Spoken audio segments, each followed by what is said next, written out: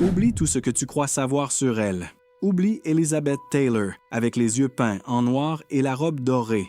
Oublie les films hollywoodiens, les tapis volants, l'image d'une femme se baignant dans du lait qui conquiert les hommes par sa seule beauté. Cette Cléopâtre est une invention, un fantasme construit pendant 2000 ans par des hommes qui avaient besoin que l'histoire la plus dérangeante du monde antique ait une explication simple. L'explication simple était celle-ci. Une femme dangereuse avait utilisé son corps pour corrompre deux des généraux les plus puissants de Rome et avait failli détruire la plus grande république que le monde ait connue jusqu'alors. L'explication réelle est bien plus compliquée et bien plus intéressante.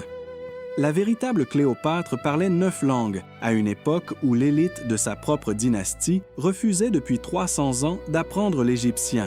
Elle dirigeait l'économie la plus sophistiquée de la Méditerranée avec la précision de quelqu'un qui avait étudié les mathématiques, l'astronomie et la pharmacologie. Elle orchestrait des campagnes de propagande politique dont la sophistication rivalisait avec tout ce que Rome pouvait offrir. Et quand vint enfin le moment où tout était perdu, son dernier acte fut si calculé, si parfaitement exécuté, qu'il trompa l'histoire pendant 2000 ans. Ce n'est pas l'histoire d'une séductrice, c'est l'histoire de la dernière pharaone d'Égypte, la femme qui hérita d'un royaume en ruine et le transforma en pivot autour duquel tourna le destin du monde occidental, et la femme qui, quand ce monde se retourna finalement contre elle, choisit les termes de sa propre défaite avec la même précision qu'elle avait mise à gérer tout le reste. Pour comprendre Cléopâtre, il faut d'abord comprendre Alexandrie. Imagine une ville qui, au 1er siècle avant notre ère, était ce qu'aucune autre ville au monde n'était encore. Pas Rome, qui restait un mélange chaotique de grandeur politique et de ruelles étroites sans égouts. Pas Athènes, qui vivait de sa gloire passée. Alexandrie était le futur, le centre intellectuel, commercial et culturel du monde méditerranéen, une ville de 500 000 habitants construite sur un plan parfait avec des rues tracées à angle droit et un phare visible à 50 km qui guidait les navires arrivant de tous les coins du monde connu. Dans son port entraient chaque jour des cargaisons de blé d'Afrique, d'épices d'Inde, de papyrus du Nil, de verre de Syrie, d'argent d'Espagne. La bibliothèque d'Alexandrie, la plus grande du monde antique, n'était pas simplement un dépôt de rouleaux. C'était un centre de recherche active où les meilleurs mathématiciens, astronomes, médecins et philosophes du monde travaillaient sous le patronage de la couronne. Alexandrie était le joyau de la Méditerranée et elle portait une fissure qui la traversait de part en part. La dynastie qui gouvernait l'Égypte depuis 300 ans était grecque, pas égyptienne. Les Ptolémées, descendants d'un des généraux d'Alexandre le Grand, avaient gouverné le pays du Nil comme des conquérants éclairés, adoptant certains rituels égyptiens pour se légitimer, mais maintenant, une séparation culturelle rigide entre l'élite macédonienne qui parlait grec et la population native qui parlait égyptien. Alexandrie était un apartheid culturel déguisé en cosmopolitisme. Les deux mondes vivaient ensemble mais séparés, et ceux qui détenaient le vrai pouvoir s'assuraient qu'il en reste ainsi. Cléopâtre VII hérita de ce trône à 18 ans, en l'an 51 avant notre ère, aux côtés de son frère cadet de 10 ans, Ptolémée XIII, avec lequel elle était légalement mariée selon la coutume dynastique. Une fiction juridique qui ne trompa à aucun moment personne sur le fait de savoir qui était le vrai pouvoir dans ce palais. Et voici ce que l'histoire officielle oublie souvent de mentionner. Cléopâtre fut la première membre de sa dynastie en 300 ans à apprendre l'égyptien. Pas seulement à le comprendre, à le parler couramment avec l'accent juste, de manière à pouvoir s'adresser directement aux prêtres des temples, aux paysans du Nil, aux marchands des bazars. Elle parlait également l'éthiopien, l'araméen, l'hébreu, l'arabe, le médique et le parthien, en plus du grec et du latin. Dans un monde où les dirigeants communiquaient avec leurs sujets par le biais d'interprètes, Cléopâtre parlait directement à chacun dans sa propre langue. Ce n'était pas une compétence décorative, c'était une arme politique d'une précision chirurgicale. Son royaume était le grenier du monde. Ses champs produisaient le blé qui nourrissait des millions de personnes dans toute la Méditerranée. Son économie était la plus sophistiquée du monde antique, avec un système de monopole d'État sur l'huile, le lin, la bière et des dizaines d'autres produits qui garantissaient au trésor royal des revenus constants et contrôlés. Sur le papier, l'Égypte était l'État le plus riche du monde. Sous le papier, c'était un désastre. Son père, Ptolémée XII, surnommé le joueur de flûte par ses propres sujets, parce que selon la légende, il compensait son incompétence politique en jouant de la flûte, avait passé son règne à emprunter de l'argent à Rome pour payer Rome qui le maintenait sur son trône. À sa mort, il laissa l'Égypte endettée jusqu'à l'os envers les banquiers romains qui avaient financé sa survie politique. Cléopâtre hérita d'un trône, d'un symbole et d'une dette. Et 2 ans après son accession au pouvoir, son propre frère, manipulé par ses conseillers, la força à l'exil. Elle avait 20 ans. Elle était dans le désert. Ouam et Rome venaient d'arriver à Alexandrie. L'homme qui débarqua à Alexandrie en l'an 48 avant notre ère n'avait besoin d'aucune présentation dans aucun coin du monde connu. Jules César avait 52 ans, portait sur son corps des décennies de campagne militaire et venait de traverser l'Adriatique en poursuivant son rival Pompée au cœur d'une guerre civile qui était en train de décider du futur de Rome. Pompée arriva en Égypte avant lui et fut assassiné sur la plage sur ordre du jeune Ptolémée, dont les conseillers calculèrent que livrer la tête du perdant au vainqueur serait un investissement diplomatique intelligent. Ce fut un calcul raté. César était un homme complexe et la tête de son rival, arrivée sur un plateau, lui inspira de la répulsion, pas de la gratitude. Cléopâtre, depuis le désert, où il traita toutes ces informations avec la rapidité de quelqu'un qui avait appris à lire les situations politiques depuis l'enfance. César était à Alexandrie. César contrôlait l'avenir et elle avait besoin d'atteindre César. Le problème était que les portes de la ville étaient gardées par les hommes de son frère, qui avaient des instructions explicites de la tuer si elle se montrait. C'est ici que la légende du tapis se trompe. Ce n'était pas un tapis. C'était un stromatodesmon, un sac en toile utilisé pour transporter du linge de lit. Dans ce sac, plié sur elle-même, Cléopâtre se fit introduire clandestinement dans le palais royal par son serviteur de confiance Apollodore, qui porta le ballot jusqu'à la chambre où le général romain logeait et le déposa sur le sol, où on ne sait pas exactement quelle tête fit Jules César quand le sac s'ouvrit et qu'une reine en émergea. Mais les historiens de l'époque s'accordent sur ce qui l'impressionna. Ce ne fut pas son physique, que les récits décrivent comme intense, mais pas extraordinaire. Ce qui l'impressionna, c'était l'audace, le calcul, le fait que cette femme avait conçu et exécuté une opération d'infiltration en territoire hostile avec les ressources dont elle disposait et l'avait fait avec la tranquillité de quelqu'un qui sait exactement ce qu'elle fait et pourquoi. César était un homme qui avait passé sa vie entière à prendre des risques calculés. Il reconnut immédiatement quelqu'un qui fonctionnait de la même façon. Ce qui naquit cette nuit-là dans le palais d'Alexandrie était, avant tout, une alliance.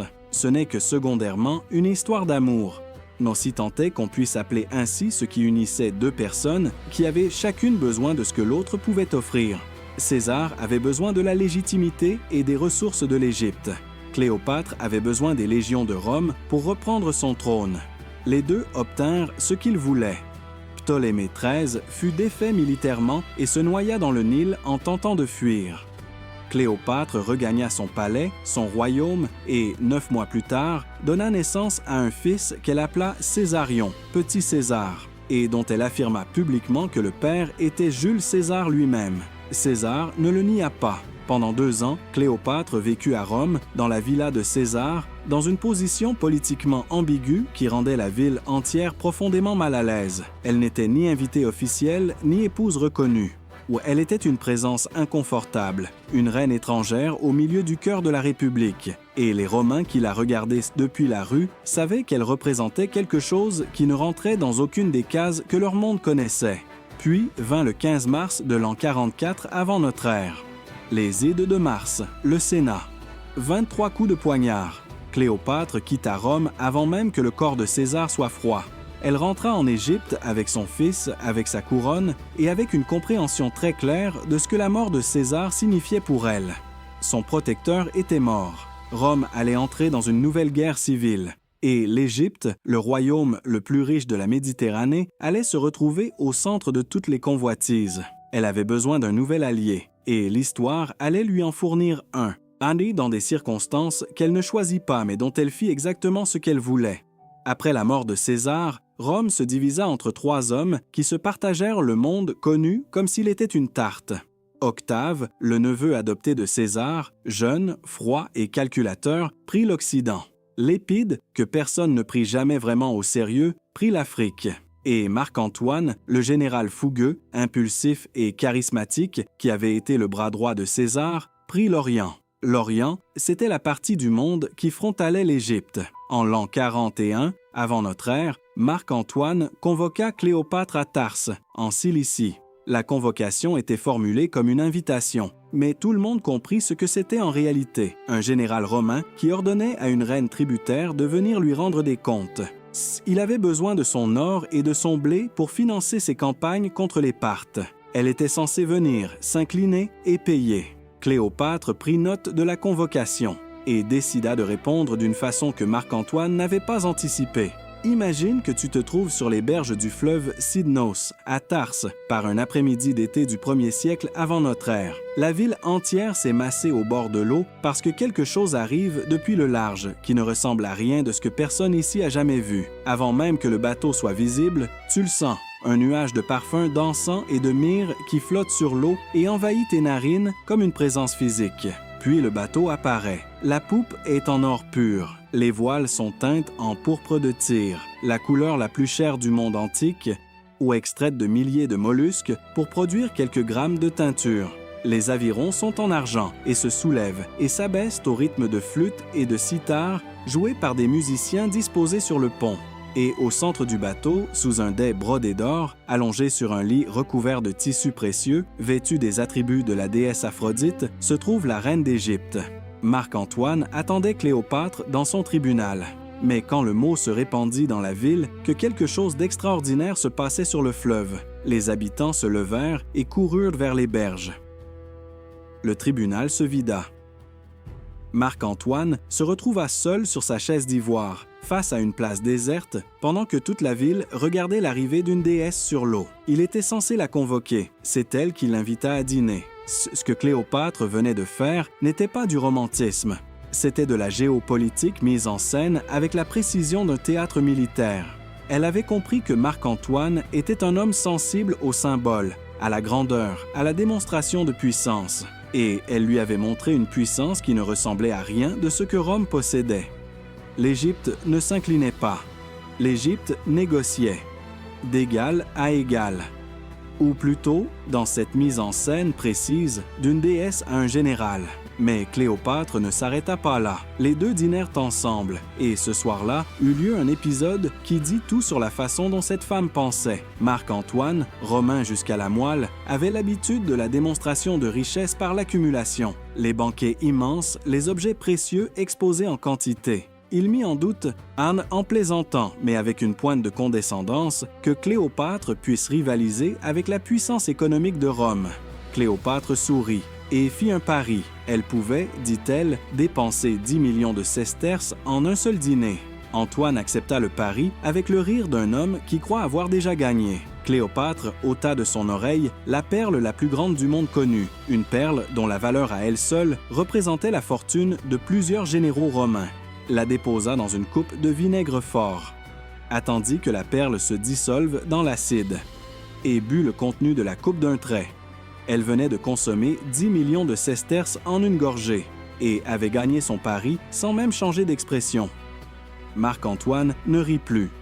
Ce moment n'était pas une démonstration de gaspillage. Oui, c'était un message politique d'une clarté absolue.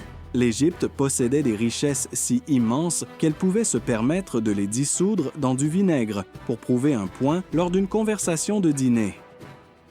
Rome avait besoin de l'Égypte bien plus que l'Égypte n'avait besoin de Rome. L'alliance qui se forma dans les mois suivants était à la fois personnelle et stratégique, les deux entrelacés d'une façon impossible à démêler. Cléopâtre et Antoine eurent 3 enfants ensemble. Ils gouvernèrent l'Orient en partenaires. Et pendant plusieurs années, l'équilibre tint. Puis, ils commirent l'erreur qui allait tout détruire. En l'an 34 avant notre ère, à Alexandrie, Antoine et Cléopâtre organisèrent ce que l'histoire appela les donations d'Alexandrie. Sur des trônes d'or, vêtus des attributs des dieux, devant une foule immense, et ils distribuèrent des territoires romains entre les enfants de Cléopâtre.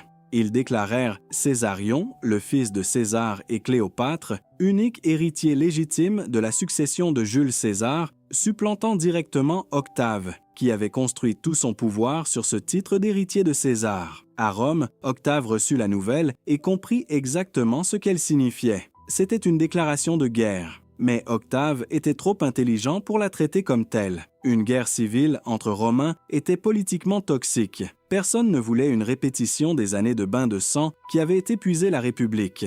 Alors Octave fit quelque chose de plus efficace qu'une déclaration de guerre. Il lança une campagne de propagande d'une brutalité qui ferait pâlir n'importe quel stratège politique moderne. Il convoqua les poètes. Virgile et Horace, les deux voix les plus influentes de Rome, reçurent la commande de peindre Cléopâtre dans leurs vers, comme une reine orientale dépravée, une sorcière étrangère qui avait ensorcelé et castré le grand général romain, lui volant sa raison, sa virilité et sa loyauté envers Rome. Elle n'était pas un chef d'État, elle était une menace à la civilisation romaine, une force obscure venue d'Orient qu'il fallait écraser avant qu'elle n'éteigne la lumière de la République. La campagne fonctionna avec une efficacité terrifiante. Le Sénat, ivre de cette propagande soigneusement entretenue, ne déclara pas la guerre à Antoine, son propre citoyen, ce qui aurait été une guerre civile. Il déclara la guerre à Cléopâtre, à la reine étrangère, à l'ennemi qui n'était pas romaine et qu'on pouvait donc haïr sans scrupule. C'était de la manipulation politique d'une sophistication remarquable, et elle allait mener au choc final. En l'an 31, avant notre ère, les deux camps se retrouvèrent face à face sur les côtes de Grèce, près du cap Actium. Antoine et Cléopâtre avaient rassemblé une flotte et une armée immenses. Sur le papier, ils étaient en mesure de tenir tête à Octave. Sur le terrain, la réalité était différente.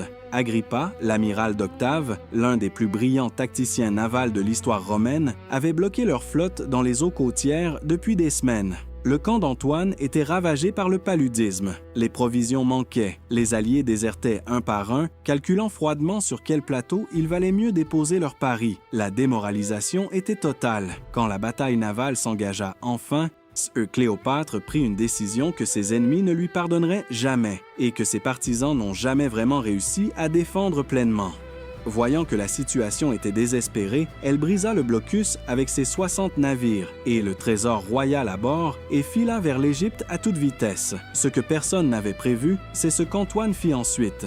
En la voyant partir, ce général qui avait passé sa vie entière à ne jamais abandonner ses hommes, abandonna ses hommes. Il quitta la bataille. Il la suivit. En quelques heures, il détruisit en une seule décision tout ce qu'une carrière militaire brillante avait construit. Ses soldats se rendirent ou fuirent.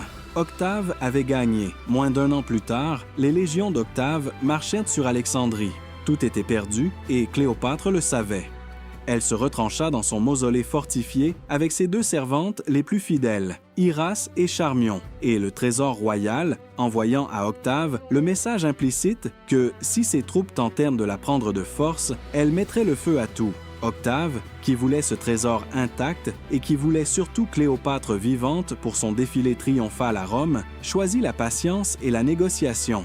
Pendant ce temps, quelqu'un fit parvenir à Antoine une fausse nouvelle. Cléopâtre était morte. Ce qu'Antoine fit ensuite dit tout sur l'homme qu'il était. Sans vérifier, sans attendre, sans chercher une autre issue, il décida que sa vie n'avait plus de sens et se donna la mort. Mais le destin, cruel jusqu'au bout, ne lui accorda pas une fin rapide. Il gisait là, entre la vie et la mort, quand il apprit que la nouvelle était fausse ou que Cléopâtre était vivante dans son mausolée à quelques centaines de mètres de lui. Ce qui suivit est l'une des scènes les plus étranges et les plus déchirantes de toute l'histoire antique. Les serviteurs d'Antoine le portèrent jusqu'au mausolée, mais les portes étaient barricadées de l'intérieur et Cléopâtre refusait de les ouvrir, de peur d'un piège. Alors, ils le hissèrent. Avec des cordes, à travers une fenêtre haute, ils soulevèrent le corps du général mourant pour l'amener jusqu'à celle qu'il avait suivie depuis Actium jusqu'à cette fin indigne. Il mourut dans ses bras. Octave fit de Cléopâtre une prisonnière, traitée avec tous les égards dus à son rang, nourrie, soignée, gardée, avec un objectif unique et transparent que tout le monde connaissait et qu'il ne cherchait pas à dissimuler. Elle marcherait enchaînée dans son défilé triomphal à Rome.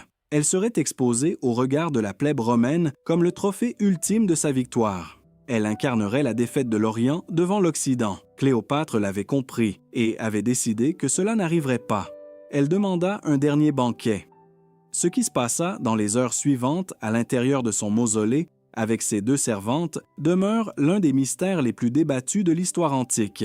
La version officielle, celle que Rome propagea et que 2000 ans de tradition culturelle ont transformée en image iconique, est celle du cobra, un serpent introduit clandestinement dans le mausolée dans un panier de figues dont la morsure tua la reine dans la fleur de l'âge. La réalité est presque certainement différente. Cléopâtre était une scientifique. Ouais, elle travaillait dans les laboratoires d'Alexandrie, avait accès aux meilleures connaissances de toxicologie et de botanique de l'Antiquité et avait passé des années à étudier les substances naturelles, précisément pour comprendre comment elles agissaient sur le corps humain. Elle savait mieux que quiconque ce qu'un venin de cobra produisait réellement. Des convulsions, une agonie de plusieurs heures, une déformation des traits, une faim qui laissait le corps dans un état que n'importe quel témoin oculaire aurait immédiatement identifié comme violent et douloureux. Ce n'était pas ça, ce que les soldats romains trouvèrent quand ils enfoncèrent les portes du mausolée. Ils trouvèrent une reine morte, vêtue avec tous ses attributs royaux, dans la posture d'Isis, les traits sereins, le corps intact. Sa servante Charmion, ou à peine encore vivante, était en train de redresser le diadème sur la tête de sa maîtresse. Quand un soldat lui demanda si c'était bien là une fin digne d'une reine, Charmion répondit dans son dernier souffle, parfaitement digne, et digne d'une descendante de tant de rois. Ce que les scientifiques et les historiens croient aujourd'hui, c'est que Cléopâtre utilisa un mélange de substances naturelles à action rapide, probablement de l'aconite et de la ciguë, administrées par voie cutanée, peut-être via une aiguille ou un onguent. Une fin paisible, contrôlée, chimiquement précise, une mort qui lui permettait de choisir son apparence dans la mort comme elle avait choisi son apparence dans la vie. Son dernier acte fut un acte de mise en scène, et il fonctionna parfaitement. Octave n'eut pas son triomphe. Ce qui advint de ses enfants est une histoire à la fois sombre et, dans un coin inattendu, lumineuse. Césarion, son fils avec César, fut exécuté sur ordre d'Octave, qui formula sa décision en quelques mots restés célèbres dans leur froideur. Trop de César ne vaut rien. Alexandre Hélios, son fils aîné avec Antoine, disparaît des archives historiques peu après, vraisemblablement disparu avant d'avoir pu laisser une trace. Mais sa fille, Cléopâtre Sélénée, survécut. Sélénée fut exhibée dans les chaînes du triomphe d'Octave à Rome, vêtue d'or, derrière l'effigie de sa mère morte. Puis elle fut éduquée à Rome, dans la maison d'Octavie, la sœur d'Octave. Et puis, dans un retournement que l'histoire aurait du mal à inventer, elle fut mariée à Juba II, le roi de Mauritanie, et devint reine d'Afrique du Nord, ou en gouvernant depuis la ville de Cherchell, en Algérie actuelle. Elle transforma sa cour en centre intellectuel et artistique, fit venir des artistes et des érudits grecs, et maintint vivant, sur le continent africain, quelque chose de l'esprit de sa mère. La lignée de Cléopâtre ne s'était pas éteinte, elle avait simplement changé de continent. Et puis, il y a ce que Rome fit à la mémoire de Cléopâtre, ce que les vainqueurs font toujours à la mémoire de ceux qu'ils ont battus. Ils réécrivent l'histoire.